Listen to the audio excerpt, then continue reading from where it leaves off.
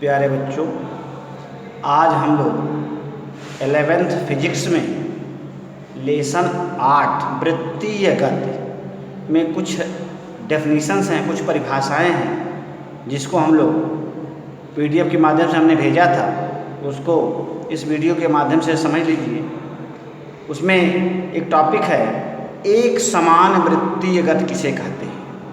एक समान वृत्तीय गति यूनिफॉर्म सर्कुलर मोशन क्या है।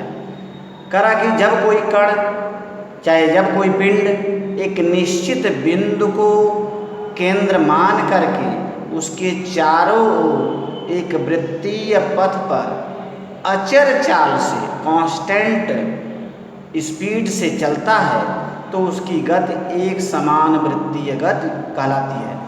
मतलब कि किसी एक बिंदु को केंद्र मान लिया और उस बिंदु को केंद्र मान करके उसके चारों अगर कोई कण उसके वृत्तीय पथ पर कांस्टेंट स्पीड से अचर चाल से चलता है तो उसकी गति एक समान वृत्तीय गति कहलाती है। यह गति ऐसे त्वरण के अंतर्गत होती है जिसका परिमाण तो अचर रहता है, कांस्टेंट रहता है, लेकिन उसकी दिशा लगातार बदलती रहती है।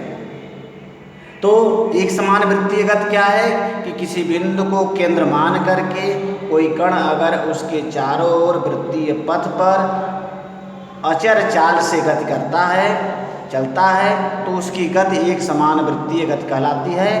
और यह एक गति जो है एक ऐसे त्वरण के अंतर्गत होती है कि जिसका परिमाण तो कांस्टेंट होता है, अचर रहता है, लेकिन दिशा लगातार बदलती रहती है।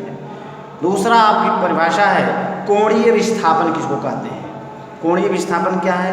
कह रहा है कि अगर कोई कण है, जब कोई कण किसी वृत्त की परिधि पर चलता है तब किसी क्षण उस कण का त्रिज्य सदिश कण की प्रारंभिक स्थिति के सापेक्ष जितने कोण से घूमता है उस कोण को उस क्षण कण का कोणीय विस्थापन कहते हैं। यानी इसकी परिभाषा क्या है कि कोई कण अगर किसी वृत्त की परिधि पर चलता है तो किसी क्षण वह अपनी प्रारंभिक स्थिति, उसका जो त्रिज्य सदिश है, ये त्रिज्य सदिश कण की प्रारंभिक स्थिति से के सापेक्ष जितने कोण से घूमता है, सेंटर पर जितना कोण अंतरित करता है, उस कोण को उस क्षण कण का कोणीय विस्थापन कहते हैं। मान लेते हैं कि कोई कण है जो वृत्त की परिधि पर वामावर्त दिशा में बिंदु P से चलना प्रारंभ करता है।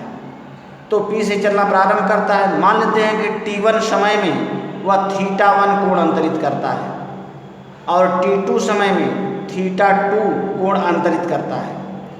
यानी कोई कण है जो P0 से अपनी यात्रा शुरू करता है, यानी अपनी गति शुरू करता है और वामावर्त दिशा में वह गति कर रहा है। किसी क्षण t1 पर उसका कोणीय विस्थापन θ1 है और t2 पर कोणीय विस्थापन θ2 है, अंतरित करता है। अतः समय का अंतर यानी t2 minus t1 delta t कहलाता है। इस समय अंतराल में θ2 माइनस θ1 अर्थात डेल्टा थीटा कोण अंतरित करता है। जैसा कि फिगर में देखिए कि यहाँ t1 समय पर θ1 कोण अंतरित कर रहा है, t2 पर θ2 कोण अंतरित कर रहा है। तो t2 माइनस t1 पर θ2 माइनस θ1 अर्थात डेल्टा थीटा कोण अंतरित करता है। यानी t2 माइनस t1 अर्थात डेल्टा t समय अंतराल में डेल्टा थीटा कोण अंतरित करता है केंद्र पर।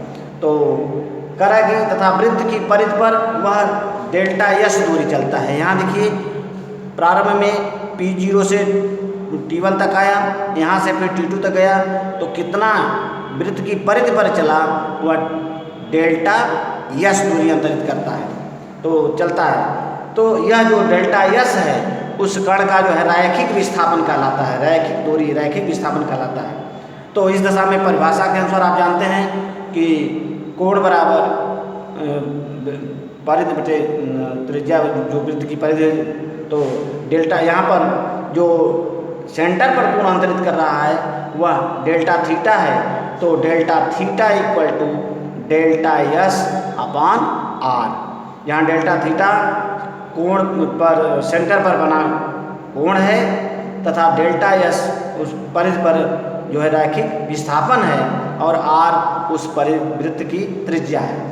यह कोणीय विस्थापन डेल्टा थीटा तथा रेखीय विस्थापन डेल्टा एस में संबंध है। तो कभी कभी प्रश्न करके आ जाता है कि कोणीय विस्थापन तथा रेखीय विस्थापन में संबंध स्थापित कीजिए। तो यही संबंध हो गया delta theta equal to delta s upon r. कोण अथवा कोणीय विस्थापन का मात्रक रेडियन होता है। अब एक रेडियन किसको कहते हैं? कह रहा कि अगर यदि वृत्त की चाप की लंबाई वृत्त की त्रिज्या के बराबर हो तो चाप द्वारा वृत्त के केंद्र पर अंतरित कोण 1 रेडियन कहलाता है। यहाँ फिगर के माध्यम से देखिए, कह रहा कि यह जो चाप अंतरित कर रहा है, अगर यह इसकी त्रिज्या के बराबर चाप अंतरित कर रहा है तो इस पर जो कोण बनेगा वह 1 रेडियन का होगा। यानी वृत्त का जो चाप है, परिधि पर जो चाप है वह वृत्त की त्रिज्या के बराबर है, तो उस दशा में केंद्र पर बना कोण 1 रेडियन कहलाता है। कोणीय वेग क्या है? कोणीय वेग एंगुलर वेलोसिटी क्या है? इसको देखिए, वृत्तीय गति में किसी कण के कोणीय विस्थापन की समय के साथ परिवर्तन दर को उस कण का कोणीय वेग कहते हैं। इसे प्राय ओमेगा से प्रदर्शित किया जाता है। यानी अगर कोई कण वृत्तीय गति में है तो कोई कण का जो कोणीय विस्थापन है वह समय के साथ जो परिवर्तन हो रहा है, तो उस समय के साथ परिवर्तन की जो दर है उस कण का कोणीय वेग कहलाती है। इसको ओमेगा से प्रदर्शित करते हैं। मान लेते हैं कि एक सूक्ष्म समयांतराल डेल्टा टी में कण का जो कोणीय विस्थापन डेल्टा थीटा है, यानी डेल्टा टी समयांतराल में केंद्र पर डेल्टा थीटा कोण अंतरित कर रहा है, तो इस समयांतराल में कण का औसत कोणीय वेग क्या हो जाएगा? ओमेगा बार बराबर delta theta upon delta yes. यह जो है डेल्टा टी समयांतराल में डेल्टा थीटा कोणीय विस्थापन अगर अंतरित हो रहा है तो इस समयांतराल में कण का औसत कोणीय वेग जो होगा वह ओमेगा बार बराबर delta theta upon delta T. अब कह रहा है कि अगर डेल्टा टी अति सूक्ष्म हो जाए, एकदम छोटा हो जाए, अर्थात delta t tends to zero. छोटा का मतलब कि वह करीब करीब जीरो को टेंस कर रहा हो, मतलब जीरो ना हो।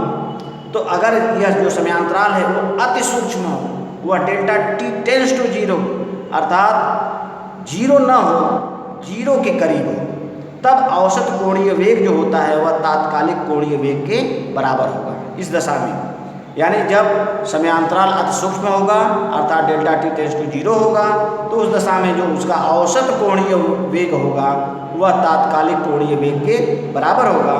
अतः तात्कालिक कोणीय वेग ओमेगा बराबर limit delta t tends to zero delta theta upon delta t. और यह जो है limit delta t tends to zero delta theta upon delta t d theta upon d t हो जाता है। इस दशा में omega equal to d theta upon d t प्राप्त होता है। कोणीय वेग का जो मात्रक होता है रेडियन पर सेकेंड, यानी कोण का मात्रक रेडियन, समय का सेकेंड रेडियन पर सेकेंड, तथा इसकी जो बीमा होगी वह t के पावर -1 होगी, t इनवर्स होगी। अब कह रहा है कि अगर कण पूरा वृत्त की परिधि पर एक पूरा चक्कर लगा रहा है तो एक पूरे चक्कर लगाने में 2 पाई रेडियन अर्थात 360 रेडियन कोण अंश कोण घूमता है। एक पूरे चक्कर लगाने में जो लिया गया समय है कैपिटल T वह कण का परिक्रमण काल कहलाता है। तो इस दशा में कण का औसत कोणीय वेग जो हो जाएगा ओमेगा बार बराबर 2 पाई अपॉन कैपिटल T। अब करा कि यदि कण 1 सेकेंड में n चक्कर लगा रहा है तो कण का औसत कोणीय वेग हो जाएगा एक चक्कर, यानी t का मान जो एक चक्कर में जो एक सेकेंड में अगर यह n चक्कर लगा रहा है तो n का गुणा हो जाएगा, t की जगह 1 सेकेंड हो जाएगा। तो कण का जो औसत कोणीय वेग ओमेगा बार 2 पाई इंटू n चक्कर लगा रहा है n अपान t की जगह 1 हो जाएगा। इस दशा में ओमेगा बार बराबर 2 पाई n, जहाँ small n equal to 1 upon capital T, जो कि कण की परिक्रमण आवृत्ति है। तो यह कण की परिक्रमण आवृत्ति कहलाती है। इसके बाद फिलहाल बस आज इतना ही, बाकी